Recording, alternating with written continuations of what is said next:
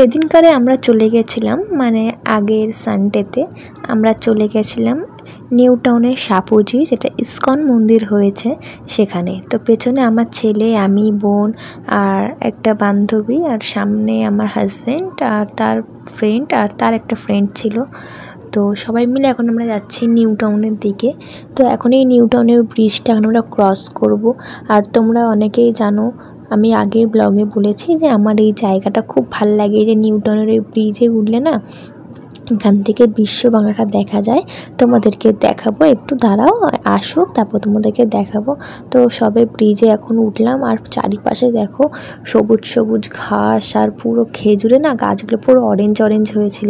খুব ভাল লাগে জানো এই পাশের দিকটাতে, মানে গ্রাম্য গ্রাম্য পরিবেশ, খুব ভাল লাগে। আর মানে কীরকম বলতো, মোটু পাতলুতে যেরকম দেখায় না, এক পাশে গ্রাম এক পাশে শহর, সেরকম অনেকটা। একদিকে গ্রাম গ্রাম, একদিকে আবার শহর শহর। দেখতেই পাচ্ছ বড় বড় বিল্ডিং, পুরো মনে হচ্ছে বাইরের দেশ, আর এখানে পুরো গ্রাম গ্রাম। তো এই পাশের দিকটাতেই রয়েছে বিশ্ব বাংলা। ওই দেখো দূরে দেখা যাচ্ছে আবছা আবছা, হয়তো দেখতে পাচ্ছ। তো আর এখানে সব বড় বড় কমপ্লেক্স, সব অফিস টফিস এইসব রয়েছে। তো এখন আমরা যাব নিউ টাউনের সাপুজির দিকে। এখন আমরা ব্রিজ ক্রস করে ফেলেছি, এখন আমরা যাচ্ছি ডিএলএফের ওই দিকে। ডিএলএফ ছাড়িয়ে গেছি, এখন আমরা যাচ্ছি সাপুজি। নিউ টাউন থেকে পুরো সোজা চলে গেলেই সাপুজি পড়বে, কোনো এদিক ওদিক না, পুরো সোজা রাস্তা, পুরো সোজা চলে যেতে হবে। দেন তারপর সেখান থেকে বাঁদিকে ঢুকে গিয়ে কাউকে জিজ্ঞেস করলেই বলে দেবে যে কোথায় ইসকন মন্দির হচ্ছে। তো আমরা চারিদিকে পরিবেশটা এনজয় করতে করতে এখন আমরা যাচ্ছিলাম। খুব সুন্দর ফাঁকা ফাঁকা পরিবেশ, চারিদিকটাতে নির্ঝুম, খুব ভালো লাগছিল। আর এত সুন্দর খোলা হাওয়া, খোলা বাতাস। এখন আমরা প্রায় চলে এসেছি ইসকন মন্দিরের সামনে।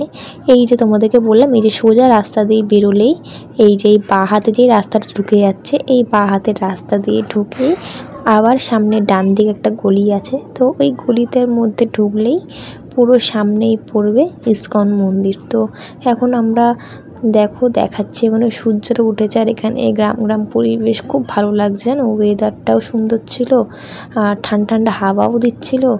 আর সত্যি কথা বলতে বিকেলবেলাটা না খুব ভালো লাগে এই টাইমটা। আর আমরা যে এই টাইমে যাচ্ছি, টাইমটা সত্যি খুব সুন্দর ছিল, খুব ভালো লাগছিল। তো আমরা এখন প্রায় চলে এসেছি। যেই বলছিলাম যে একটা গলি পড়বে, তো গলিটা এই পাশের দিকেই পড়বে, মানে ডান দিকেই পড়বে গলিটা। ওই দেখো ওখানে দেখা যাচ্ছে, তোমরা দেখতে থাকো। যদি কোনো সময় যদি যাও তবে আমাকে কমেন্ট করো, আমি তোমাদেরকে বলে দেবো। তো এই বাঁ দিক দিয়ে, মানে ডান দিক দিয়ে ঢুকেই এখানেও সেম একই রাস্তা, গ্রাম গ্রাম পরিবেশ। এই দেখো এই বড় পাঁচিল দেওয়া, এখানেই হচ্ছে সেই ইসকন মন্দির। সামনেও আমার হাজব্যান্ডের ফ্রেন্ড ছিল স্কুটিতে করে, তো ওরা আর আমরা সবাই অটোতে ছিলাম। দেখো কত সুন্দর এই যে ইসকন মন্দির। তো হাজব্যান্ড যাবে এখন গাড়িটা পার্কিং করতে, তারপরে আমরা যাব মন্দিরের ভিতরে ঢুকবো। এখানে মাঠ আছে, এখানেও কাজ চলছে, এদিকেও কিছু না কিছু হয়তো হবে, এখনও বাকি আছে অনেক। তো এখন আমরা সবাই এখানে এক জায়গায় জড়ো হচ্ছে, আমার হাজব্যান্ড আসবে, তারপরে আমরা সবাই মিলে একসাথে ঢুকবো। তারপরে আমরা যাব ইসকন মন্দিরের ভেতরে। সত্যি কথা বলতে আমি ফার্স্ট টাইম আসলাম, প্রথমবারই এসেছি। আর খুবই সুন্দর মন্দিরটা, চারিদিকে নির্ঝুম নির্ঝুম পরিবেশ, আর চারিদিকে ঠাকুরটাও। সত্যি কথা বলতে ঠাকুরের মন্দিরে যাওয়ার মজাই আলাদা। তো এখন আমরা সবাই মিলে যাচ্ছি ইসকন মন্দিরের সামনে। এখানে না মানে রেস্তোরাঁ মতন ছিল। তারপরে এখানে একটা মাটির একটা কুঁড়ে ঘর টাইপের ছিল। দেখো কি সুন্দর, ওই যে দেখো কি ভালো লাগছে, এখানে সবাই যাচ্ছিলো। আমারও একটু ছবি তোলার ইচ্ছা ছিল, তো ভাগ্যবশত আমি আর ছবি আর তুলতে পারিনি। তো এখানে খুব সুন্দর মাঠ মতন, মানে চারিদিকেই তো মাঠ। আমার ছেলে মাঠ দিকে না খুব মজা পাচ্ছিল, ও গিয়েই শুয়ে পড়েছে, লাফালাফি করছে, ঝাপাঝাপি করছে। আর এই যে এই ভেতরে কীর্তন হয়। তো আমরা ভেতরে একটু পরে ঢুকবো, কারণ কীর্তন 6টা দিয়ে শুরু হয়, তো 6টার সময় একটু পরে ঢুকবো। তো এখন আমরা একটু যাব পেছনে মাঠের দিকে। চারিদিকেই তো মাঠ ভর্তি। আর এই মাঠের মধ্যে না ঘুরতে খুব ভালো লাগে। গ্রামে যাওয়ার মজাই একটাই আলাদা, যে মাঠের মধ্যে, খোলা মাঠের মধ্যে ঠান্ডা ঠান্ডা হাওয়া খাও আর বসে থাকো। তো এখানে সবাই মিলে এখানে দাঁড়িয়েছিল, তিলক পরাপরি করছিল। তো ওরা আগে পরে নিক, তারপরে আমি পরবো। ততক্ষণ আমি এখানে একটু ঘুরে ফিরে নিই, তোমাদেরকে একটু দেখাই জায়গাটা। তো এখানে ওরা দুইজন মিলে তিলক পরাপরি করছে। আর এখানে তো আমার ছেলে ঘুরেই পারছে না, ও এত আনন্দ পেয়েছে, ঘুরছে ফিরছে, মজা করছে, লাফালাফি করছে। আর এই ঘাসগুলো না এত নরম ছিল, কি ভালো লাগছিল খালি পায়ে হাঁটতে। তো আমিও তারপরে খালি পায়ে হয়ে তারপরে আমিও হাঁটছিলাম। আর দেখো কত সুন্দর সবুজ মাঠ, কি ভালো না লাগছে মাঠটা। আমার ছেলে এখন ওর কাকাকে নিয়ে যাচ্ছে, বলছে চলো চলো ওখানে গরু আছে দেখবে চলো। তো ওরা সবার পড়া হয়ে গেছে, এবার এখন হচ্ছে আমি পরবো। তো টিপটা পরা ছিল, তো টিপটা আমি ভালো করে তুলে নিলাম। তারপরে আমাকে এখানে তিলক পরাবে। দেখো আমি ভাবছি কখন পরাবে। তো ওই দিদিটাকে পরানো হয়ে গেলেই তারপরে আমাকে পরাবে।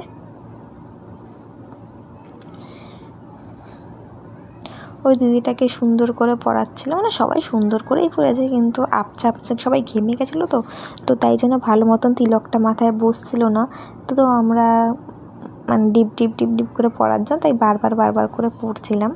তো এবার হচ্ছে আমাকে পরাবে। তার আগে ওই দিদিটাকে এখানে সেই নিচে যে তুলসী পাতা টাইপের যেটা হয় না, সেটা পরাচ্ছিল। এটা হচ্ছে আমার হাজব্যান্ডের ফ্রেন্ড, আর এটা হচ্ছে ওরই ফ্রেন্ড একটা। তো ওরা ওখানে পড়ছিলো, আর এখানে আমাকে তিলক পরিয়ে দিচ্ছিলো। আমার না সত্যি কথা বলতে তিলক পড়তে খুব ভালো লাগে। তো আবারও একটা ব্লগ আসবে, সেখান থেকে না আমি যেখানে যাব এবার এই সানডেতে, তো সেখান থেকে এবার তিলক মাটি আমি কিনে নিয়ে আসবো। আমার খুব ভালো লাগে তিলক পড়তে, আর দেখতেও ভালো লাগে, আমার পড়তেও ভালো লাগে। তো তোমরা দেখতে থাকো, কেউ স্কিপ করবে না, ঠিক আছে? সামনে অনেক কিছু দেখাবো তোমাদেরকে। তারপরে এখানে আমাকে নিচে যে তুলসী পাতা টাইপের যেটা হয় সেটাও আমাকে এখানে করে দিচ্ছে। সত্যি কথা বলতে মানে ওরা সারাক্ষণই কৃষ্ণ ঠাকুর নিয়ে থাকে, তো মানে আমরা কিন্তু এখানে ঘুরতে আসিনি, তবে ওদের সাথে এসছি। ওরা এখানে প্রায় আসে, মানে ওরা কৃষ্ণ ঠাকুরের ভক্ত হয় না সেরকম। তো ওরা সারাক্ষণ নিরামিষই খায়, তারপরে ওরা সারাক্ষণ মাথা তিলক ফিলক থাকে, মালা জপ করে সারাক্ষণ। ওরা এরকমই আছে, বুঝেছো? তো আমি ওদের সাথে প্রথমেই আসলাম এখানে, তো এবার থেকে ওদের সাথেই আমি যাবো সব জায়গাতে। তো এখানে আমরা সবাই মিলে হাসাহাসি করছিলাম। দেখো দিদি বলছে রাধে রাধে, তো তোমরা একটু বলে দিও রাধে রাধে। আর ছেলে তো ঘুরেই পারছে না, ছেলে সারাক্ষণ ওই দিকে চলে যাচ্ছে, আরও মাঠের দিকে। তো এখন আমার হাজব্যান্ডের ফ্রেন্ড ওকে নিয়ে আসতে যাচ্ছে, কারণ এখন যাবো একটু মন্দিরের দিকে। তো আমার বোনও চলে গেছে, ও আনতে পারছে না বলে আরও ভেতরে চলে যাচ্ছে, বলে ওদিকে কাজ টাজ রয়েছে। তো এখন এখানে হাজব্যান্ডের সাথে আমার ছেলে খেলাখেলি করছে, ওর খুব ভালো লেগেছে এই জায়গাটা। মাঠ কি সুন্দর, চারিদিকে খোলামেলা। তো দেখো মন্দিরটা কত সুন্দর, কি ভাল লাগছে না পরিবেশটা। মানে যে যাবে তার নিজের চোখ দিয়ে না দেখলে না বুঝবে না, ফোনে এত ভাল লাগছে, তাহলে সামনাসামনি তাহলে আরও কীরকম লাগবে। তো এখন যাচ্ছি ভেতরে, কারণ 6টা প্রায় বাজতে যাচ্ছে। তো এখানে জুতো ফুতো তো আমরা আগেই রেখে নিয়েছিলাম। তারপরে এখন আমরা ভেতরে যাচ্ছি। দেখো ভেতরটা মানে অপূর্ব অমায়িক, মানে যেটাকে বলে না, এত সুন্দর, এত ঠান্ডা। মানে এসি লাগানো অবশ্যই ছিল, কিন্তু তাও এত ঠান্ডা। আর ঠাকুরটা তো দেখতে অসাধারণ। আর মাঝে একটু পর্দা দিয়ে দিচ্ছিল, কেননা সন্ধ্যা দেওয়া হবে। তার জন্য ভেতরে সন্ধ্যা হয়ে গেলে তারপরে আরতিটা শুরু করবে। তো এখানে আমরা এতক্ষণ ধরে ওয়েট করছিলাম। তারপরে সব লোকজন আসার পরে, হলটা ভর্তি হওয়ার পরে তারপরে কীর্তনটা স্টার্ট করবে। তো তোমরা দেখতে থাকো, কিছু স্কিপ করো না। আর পিছনে দেখো, পিছনে একটা ভক্ত, উনিও এখানে, ওনার ছবি এখানে দেওয়া ছিল। আর এখানে আমার ছেলেকে নিয়ে সবাই আনন্দ করছে, খেলা করছে। আর তারপরে সবাই একজন করে সবাই আসছে, মন্দির থেকে প্রণাম করছে। তারপর এখানে হলটা ভর্তি হয়ে যাওয়ার পরে পুরো 6:30টার দিকে কীর্তনটা স্টার্ট হবে। তারপর এখানে আমার হাজব্যান্ডের যে ফ্রেন্ড, সে আমার ছেলেকে নিয়ে দেখাচ্ছে, দেখো এখানে ঠাকুর আছে, ওকে বলছে এইটা ওটা অনেক কিছু বলছে। তো খুব মজা হয়েছে আজকের দিনটা। সত্যি কথা বলতে মানে ছেলে ওখানে একটু স্থির হয়ে বসছিল না, সারাক্ষণ উৎপাত করছে, এটা ধরছে ওটা ধরছে সেটা ধরছে, আসলে বাচ্চা মানুষরা যেরকম করে। তো এখানে আবার লাইট ফাইটগুলো ধরিয়ে দেওয়া হয়ে গেছে, কেননা সন্ধ্যা শুরু হয়ে গেছে আর সন্ধ্যের সময় আরতিটা হবে। তো এখানে অলরেডি জানলা পাল্লা সব আটকে দেওয়া হয়ে গেছে, কেননা এখন এসি এসি চালাচ্ছে, এই দেখো এখন এসি চালাচ্ছে, তো তার জন্য এখানে সব বন্ধ করে দিয়েছে।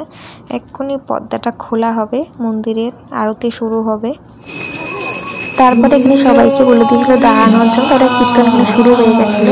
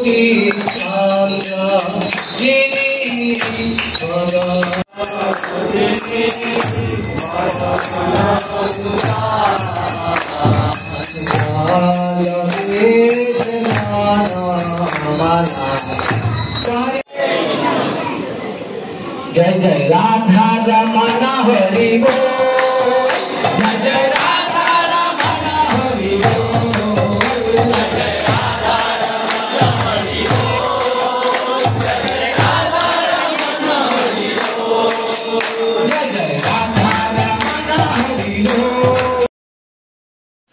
তারপরে এখানে কীর্তন শেষ হওয়ার পরে এখানে সবাই লাইন দিয়ে দাঁড়িয়ে পড়েছে, কারণ এখানে ভোগ দেওয়া হচ্ছে তাই জন্য।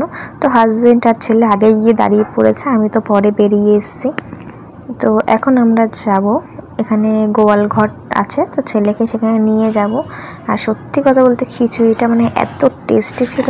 এখানে দেখো এই যে সেই বড় গোয়াল ঘর, যেখানে এই সামনে যে এই গরুটা দেখতে পাচ্ছ সেটা প্রচুর বড় ছিল আর এখানে সবার থেকে। আর এখানে আমার ছেলে এখন ঘোরাঘুরি করছে। আর এই দেখো বাইরের দৃশ্যটা, যে তখন বিকেলে আর এখন সন্ধেবেলায়।